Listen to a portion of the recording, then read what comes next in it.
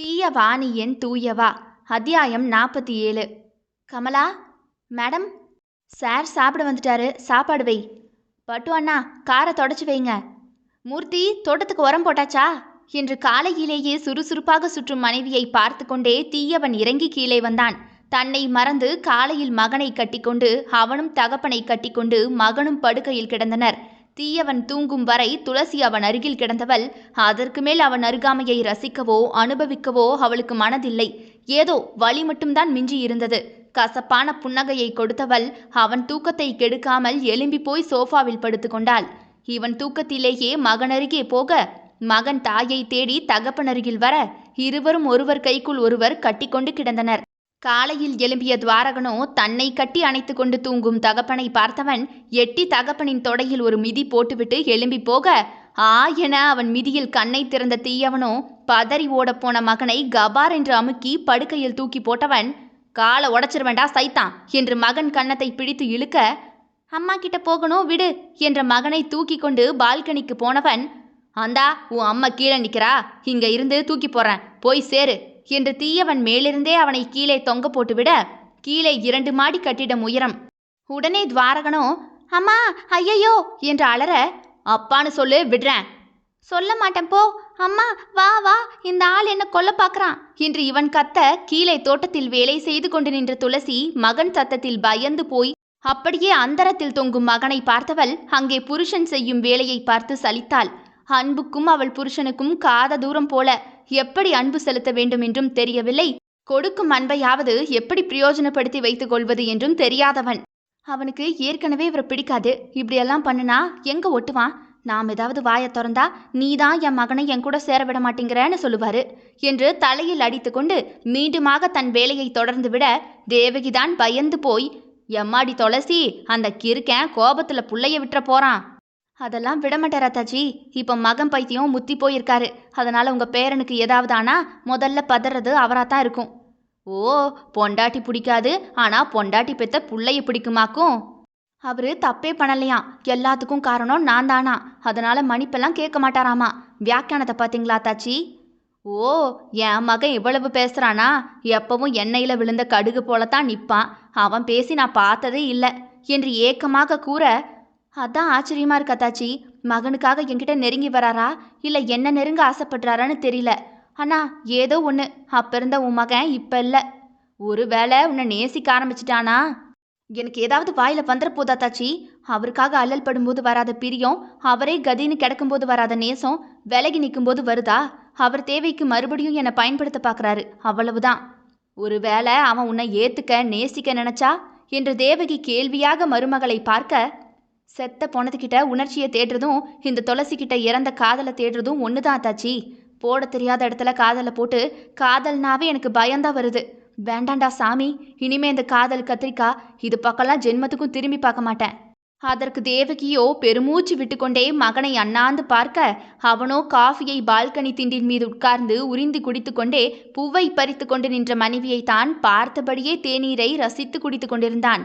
இதுவரைக்கும் அவன் அவனுக்காக மட்டும்தான் யோசிச்சிருக்கான். அவன் நல்லா இருக்கணும், அவன் வாழணும், அவனுக்கு என்ன வேணும், இதைத்தான் அவன் தேடி ஓடி இருக்கான். ஆனால் முதல்ல உங்களை தேடி வரான் என்று மாமியாரை பார்த்து உதட்டை கேலியாக வைத்து கொண்டு சிரித்த துளசியோ, எப்படி அத்தாச்சி? அவருக்கு வேணும்னா வருவார், வேண்டான்னா போனு கழுத்தை பிடிச்சி வெளியே விரட்டுவார். அவர் வான்னு சொன்னா வரதுக்கும் போன்னு சொன்னா போகிறதுக்கும் நான் என்ன விபச்சாரியா? அம்மாடி, நான் தப்பா எதுவும் பேசலையே அத்தாச்சி. என் மனசில் உள்ளதை வேற யார்கிட்ட நான் பேசுவேன்? அதான் என் மனசில் உள்ளதை உன்கிட்ட சொன்னேன். அவருக்கு நான் அன்னைக்கு தேவையில்லாத பொருள் தானே. இன்னைக்கு நானும் என் பிள்ளையும் தேவைப்படுறோம். ஓடி ஓடி வராரு. இப்போ கூட அவர் தேவை என்ன, அவருக்கு என்ன வேணும்னு தான் எங்ககிட்ட தேடுறாரே தவிர, எங்களுக்கு என்ன வேணும், எங்களுக்கு என்ன கஷ்டம், எங்களுக்கு ஏற்பட்ட வழியை எப்படி துடைக்கிறதுன்னு எல்லாம் அவருக்கு பிரச்சனையே இல்லை தாச்சி. அவருக்கு அவர் சந்தோஷம் மகிழ்ச்சி இப்போ எங்ககிட்ட இருக்குது. அதனால் வம்படியாக பிடிச்சி வச்சிருக்காரு, வேற ஒன்றும் இல்லை. அப்போ என் மகன்கிட்ட இருக்கிற மாற்றம் உனக்கு நல்லாவே தெரியுது. என் மகன் உங்ககிட்ட நெருங்கி வர்றது உனக்கு புரியுது. ஏன் புரியாம? நான் என்ன சின்ன பிள்ளையா? அவர் சொன்னது மாதிரி அவர் கூட வாழ்ந்து இல்லைல்ல, அவர் கூட படுத்து பிள்ளைய பெத்தவனா எனக்கு தெரியாது? அப்போ உள்ள தீயவன் எப்படி, இப்போ உள்ள தீயவன் எப்படின்னு எங்களுக்காக விட்டு கொடுக்குறாராம். எங்களுக்காக கோபத்தை கட்டுப்படுத்திக்கிறாராம். இதெல்லாம் யாருக்கு வேணும் என்று விட்டு உள்ளே போகும் மருமகளையும் அவளையே வேட்டையாட பின்னால் தொடரும் மகனின் பார்வையையும் மாறி மாறி பார்த்தவருக்கு இருவரும் தன்மானத்தில் ஒருவரை ஒருவர் சளைத்தவர்கள் இல்லை. யாராவது ஒருவர் சற்று தணிந்து போனால்தான் இருவருக்குமே நல்லது. ஆனால் இவளிடமும் அதை சொல்ல முடியாது. பாதிக்கப்பட்டவள் அவனிடமும் சொல்லவே முடியாது.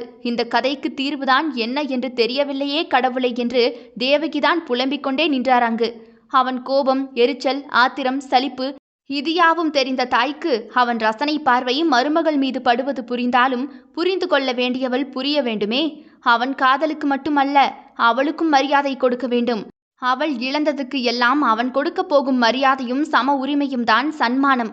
இவர்கள் காட்சியை கணினி திரையில் பார்த்து கொண்டிருந்த டைரக்டரும் தியாகியும் தலையில் கை வைத்து ஒருவரை ஒருவர் பார்த்து கொண்டிருந்தனர். இப்படியே அனுமான் வாள் மாதிரி ஒருத்தர் மாற்றி ஒருத்தர் வீம்பு பிடிச்சு வச்சுக்கிட்டே சுற்றுறாங்களே சார். இந்த தீயவனெல்லாம் இவ்வளவு இறங்கி வர்றதே பெருசு. இந்த துளசி தான் கொஞ்சம் அட்ஜஸ்ட் பண்ணி போகலாம்ல. ஏன் தீயவனுக்கு என்ன 4 கொம்பா முளைச்சிருக்கு? எவனா இருந்தாலும், ஏன் ஆண்டவனா இருந்தாலும் காதல்னு வந்துட்டா இல்லை மனைவின்னு வந்துட்டா எல்லாத்தையும் விட்டுட்டு தான் சுயத்தை தொலைச்சிட்டு அவகிட்ட வர்றது தான் தூய்மையான காதல். அவளுக்கு தேவை தீயவன் இல்லை, தூயவன். காதலுக்காக எதையும் இழக்க தயாரா இருந்த அவளை போல எதையுமே இழக்க அவன் தயாரா இருந்தா போதும். சார், இந்த தீயவன் அவள் ஆசைக்கு வருவான்னு நினைக்கிறீங்க? வரமாட்டான் தான். ஆனால் அவன் மனசில் அவன் எனக்காக என்ன வேணும்னாலும் செய்வான், என்னை நேசிக்கிறான்னு புரிய வைக்கவாவது செய்யணும்ல. அப்போ அவளுக்காக உயிரைத்தான் கொடுக்கணும் போங்க. ஏன் கொடுக்க மாட்டானா? அவன் அந்த பொண்ணுக்கு செஞ்ச பாவத்துக்கு ரத்தத்தால் பாவ மன்னிப்பு கேட்க மாட்டானா என்ன? அப்படி செஞ்சா கூட இவன் மன்னிக்க மாட்டா போல சார். கல் நெஞ்சக்காரி. அவன் கல் நெஞ்சு கரைய ஆரம்பிக்கல, அதே போல தான் இவ கல் நெஞ்சும் கரையும். என்ன கரையும் சார்? எழுதி எழுதி ரைட்டர் பேனாவில் இங்கு தான் குறையும் என்று தியாகி முணங்கிக் கொண்டே போக, என்னடா இது உருவாக்கி வச்சு எனக்கே இது எங்கே போய் நிற்கும்னு தெரியலையே. 2 பேரும் ஒருத்தரை ஒருத்தர் புரிஞ்சுக்க வாய்ப்பு இருக்கா இல்லையா என்று டைரக்டரும் புலம்ப வேண்டியதாகி போக 1 வாரம் கடந்து விட்டது. எதிலுமே இம்மி முன்னேற்றமும் இல்லை. துளசிக்கு போலி மனைவி வேஷம் கன கச்சிதமாக பொருந்தி போனது. இரவு அறையில் மூவருமாக 3 பக்கம் முகத்தை திருப்பி வைத்து கொண்டிருப்பார்கள். துவா தீயவன் வரும் முன்னே தூங்கி விட வேண்டும் என்று தூங்கியே விடுவான். அது புது பெட் வாங்கி போடுறேன்னு சொன்னீங்களே. மரம் மைசூர்லேருந்து வருது என்றான் முதல் நாள். மழை காரணமா மரம் வர டிலே ஆகிடுச்சு. அது லாரி ஆக்சிடெண்ட், இங்கே தான் வேற கட்டில் செய்ய சொல்லணும்.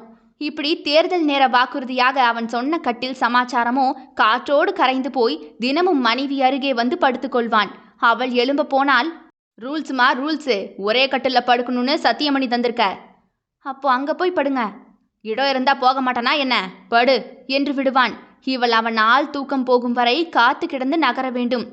இன்னைக்கு வெள்ளிக்கிழமை. வெளியே கிளம்பிய கணவனுக்கு தகவல் சொல்ல, கூழ் ஊத்தணுமா? அத்தைய கோவில் கூட்டிட்டு போகணும். இன்னைக்கு அவசர மீட்டிங் இருக்கு. 3 சத்தியத்தில் இதுவும் ஒன்று.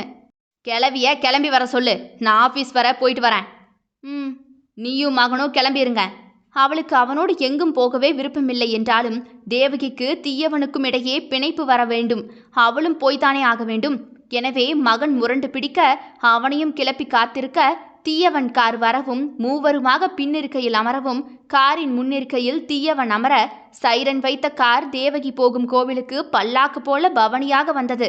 தேவகி காரை விட்டு இறங்க முடியாது தடுமாற அவர்கள் முன்னே இறங்கி நின்ற தீயவன் சட்டென ஒரு கை கொடுத்து தேவகியை தாங்கி, பார்த்து போய் தொலைக்கிழவி, செத்து தொலைஞ்சிராத என்று அவரை விட மகனை கண்ணீர் ததும்ப பார்த்த தேவகியோ, செத்தா கூட அம்மா மேல உள்ள கோபம் குறையாதாயா என்று தேவகி பல வருடம் கழித்து ஏதோ தோன்றி கேட்டுவிட என்று முகத்தை திருப்பி கொண்டான். அந்த ஆளுக்கிட்ட ஏன் பாட்டி கெஞ்சுற? உனக்கு நான் இருக்கேன் வா என்று துவாரகன் தேவகியை கையை இழுத்து பிடித்து கொண்டு மேலே ஏறப்போக அவன் தலையில் தட்டிய தீயவனோ, கூட்டு சேர்க்கிறியா போடா போயா என்று அவனும் உதட்டை சுளித்து விட்டு போக துளசி வாசல் அருகே நின்ற யாசகர்களுக்கு உதவி விட்டு வர அங்கே அத்தனை பட்டு சேலை பெண்கள் சுற்றி வர காரில் சாய்ந்து நின்ற தீயவனின் கண்ணோ ஆண் கழுகாக பெண் பறவை தழுக்கி குலுக்கி நடந்து மேலே ஏறி போவதை பார்த்து கொண்டு இருந்தது. சார், நீங்க போகல? பிஏஓ தயங்கி தயங்கி அவனிடம் கேட்க, நான் சாமி கூட சண்டை, எனக்கு என்ன தந்தார்னு நான் அவரை தேடி போகணும். முதல்வர் பதவி நான் தேடி தேடி அடைஞ்சது. அழகான குடும்பம், அதுவும் நான் இழுத்து வச்சிருக்கேன். இதுல கடவுளுக்கு பூஜை வேற நான் பண்ணணுமா என்று அசட்டையாக தோலை உலுக்கி தன் மனைவி பிள்ளையை கீழிருந்தே தீயவன் பார்த்தபடி நின்றவன் மகன் திருத்திருவன முழித்து கொண்டே தாய் கையை இறுக இறுக பற்றி கொண்டே பயந்த பார்வை தகப்பனை நோக்கி பார்க்க மகனை கண்ணால் பின்தொடர்ந்த தீயவன் கண்ணை சுருக்கினான். டேய் சார், சம்திங் ராங். பாதுகாப்பு பணியை செக் பண்ணது யாரு? இந்த லிமிட் எஸ்ஐ சார். கோவில் சந்நிதியை பண்ணது யாரு? அங்க பண்ணல சார், கோவில் உள்ள போலீஸ் போகக்கூடாதுன்னு என்று பிஏ முடிக்கும் முன்பாகவே இரண்டு படியாக தூயவன் ஏறி மகனும் மனைவியும் நின்ற இடம் நோக்கி ஓடவும், முகம் மறைத்த இருவர் துப்பாக்கியை துளசி துவாரகனை நோக்கி நீட்டி ட்ரிகரை அழுத்தவும் சரியாகவே சமயம் இருக்க, துளசி என்ற தீயவனின் சத்தத்தில் துளசியும் துவாரகனும் திரும்பி பார்க்க, இருவரையும் ஒரு சேர தூக்கி தன் முதுகின் பின்னே தீயவன் மறைத்து நிறுத்த, சர் என்று சீறி வந்த துப்பாக்கி குண்டுகள் தீயவனின் மார்பை கையை துளைத்தது. அவனிற்கு பின்னே நின்ற மனைவி பிள்ளை நொடி பொழுதில் தீயவனின் தீய ரத்தத்தில் குளித்து நின்றனர். என்று துளசி தன்னை இன்னும் விடாது மறைத்து நின்று வந்து கொண்டே இருந்த குண்டை தீயவன் நின்று வாங்க இவள் அலறியே விட்டாள். அப்பா என்று தன்முன் ரத்தமாக நின்ற தகப்பன் காலை கட்டிக்கொண்டு துவாரகன் முதலாக அலற, அதற்குள் அங்கும் மிங்குமாக ஓடி வந்து பாதுகாவலர்கள் அவர்களை சுற்றி மறைத்து கொண்டு அங்கே இருந்த மர்ம நபர்களை வளைத்து பிடித்து கொள்ள, தன் முதுகு பின்னே கோழி குஞ்சு போல வெடவெடத்த மகனையும் மனைவியையும் திரும்பி பார்த்த தீயவன், கடைசி வர என்ன நீ ஐத்தான்னு கூப்பிடவே இல்லையே, திமிர் பிடிச்சவளே போடி என்றவன் கண்கள் குருதி கலந்து மூடிட, அப்படியே தோய்ந்து சடசடவென முறிந்த தேக்கு மரம் போல தீயவன் கீழே சரிய, அவன் ஒரு கை மகன் தலையை தடவிக்கொண்டே உதட்டில் சிரிப்பை விரிய விட்டு அப்படியே துளசி மீதே சரிந்து விழுந்தது ஒரு சகாப்தம். தூயவன் வேண்டுமென்றால் இதோ அவன் தீய ரத்தத்தை அவளுக்காக சிந்திவிட்டு தூயவனாக சரிந்து விட்டான். தூயவா, உன் ரத்தம் கண்டு துடிக்கும் தூயவளுக்கு காதல் வரம் கொடுக்க மீண்டும் வருவாயா? தொடரும். இதனுடைய அடுத்த அத்தியாயம் நாளை இரவு 7 மணிக்கு வந்துடும். கேட்க தவறாதீர்கள் மக்களே. தீயவா நீ என் தூயவா. விடை பெறுகிறேன். நான் உங்கள் ஆர்ஜே தியா.